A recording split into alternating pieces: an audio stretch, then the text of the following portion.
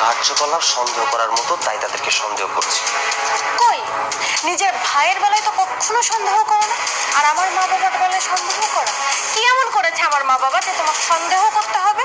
তোমার ভাই টাকা দেওয়ার সঙ্গে সঙ্গে তোমার ভাইকে টাকা দিয়ে দাও, আর আমার মা বাবাকে দেওয়ার সময় তোমার এত বাহানা, তুমি এক্ষুনি আমার মা বাবাকে টাকা দিবে। ওরে মা, ওরে মা রে, জামাই বাবা যদি খুশি হয়ে আমাকে টাকা না দেয়, আমাকে টাকা লাগবে না। ওরে মা, চলো। তোমরা কোথাও যাবে না, তোমরা এখানেই থাকবে। যদি এই বাড়ি থেকে কারো যেতে হয় তাহলে ওই আপদ দুটো বের হবে। আমি তো শুধু তাদের টাকা না, তাদের চিকিৎসা পর্যন্ত করাতে চেয়েছি, কিন্তু তারা তো আমার কাছে টাকা চাচ্ছে।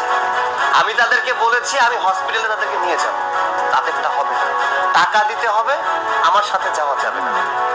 তাদের ব্যবহার আর তোমার চিৎকার চেঁচামেচিতে এটা বোঝা যাচ্ছে যে তারা আমার কাছ থেকে টাকা দিতে চাচ্ছে। সন্দেহ হওয়া তো স্বাভাবিক বিষয়।